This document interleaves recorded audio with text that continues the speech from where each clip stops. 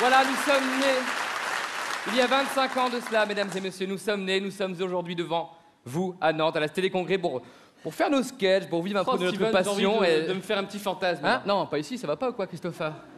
Mais non, mais pas celui-là. Ah, de quoi? Non, mais on n'est pas à Lille, arrête. En plus, j'ai pas mes menottes. Non, laisse tomber. Non. Je te parle du fantasme hollywoodien. Ah oui, en effet, t'entends. C'est tentant. Ah, oui, Pour terminer, mesdames et messieurs, on a un petit fantasme. Mais là, c'est une super salle, c'est une salle de 800 personnes. Il faut qu'on le fasse ce soir. Oui. En fait, on vous explique. Ça se passe en général à la fin de ces grands et beaux films hollywoodiens. D'aucuns appellent ça des blockbusters.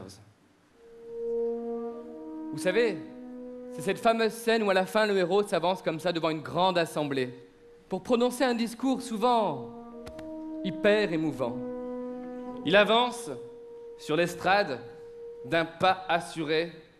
Son destin l'appelle.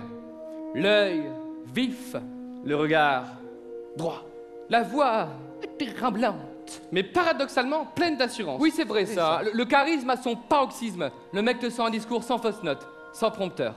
Très pro.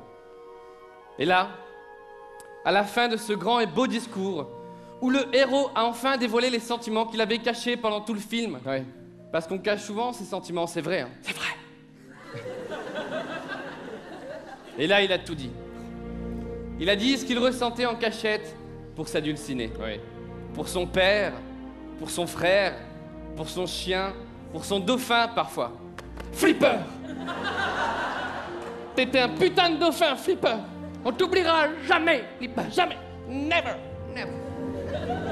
Et à la fin de ce discours, comme ça, il part rejoindre un nouvel horizon qui pourra être sa nouvelle terre d'accueil. Part très loin et ne revient jamais, disait Scar à Simba. Mufasa! T'étais un putain de lion, Mufasa! Il dira jamais, Mufasa. Jamais.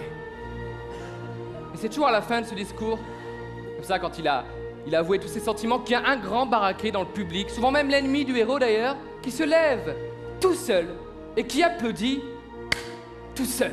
Vous voyez le mec qui applaudit tout seul, puis après il y en a un deuxième qui le suit, qui applaudit. Puis un troisième. Puis un quatrième. Puis un cinquième. Et après c'est toute la salle qui se lève en criant et en applaudissant. Attends, on va le faire, on va organiser. On va l'organiser, le bordel. Tu vas voir, on va le faire. On va le faire, mesdames et messieurs, on a envie de le faire ce soir. Alors, nous sommes les deux héros. Oui, on vient de faire un discours vachement émouvant. La larme à l'œil. L'œil vif, la grande classe, quoi. Voilà. Et Sylviane, tu seras la première, d'accord? Quand on te montre du doigt, tu vas te lever toute seule pendant 3 secondes et tu vas applaudir toute seule. Mais attends.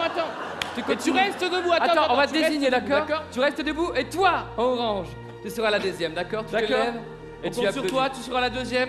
Jean-Baptiste, en troisième, on compte sur toi, JB. Voilà. Après tout le deuxième rang, quatrième, et après tous ensemble, mesdames et messieurs, vous vous levez, vous criez, vous applaudissez.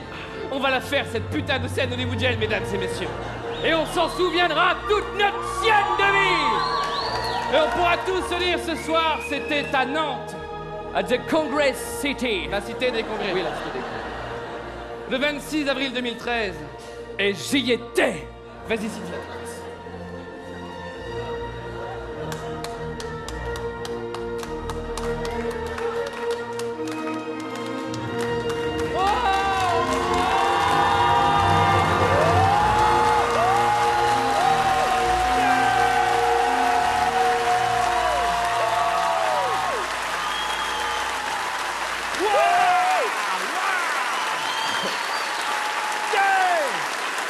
Merci. Asseyez-vous. Waouh. Vous êtes foufou. Waouh. Quel standing ovation. Oui. Et complètement spontané en plus. En tout cas, merci du fond du cœur d'avoir réalisé notre fantasme.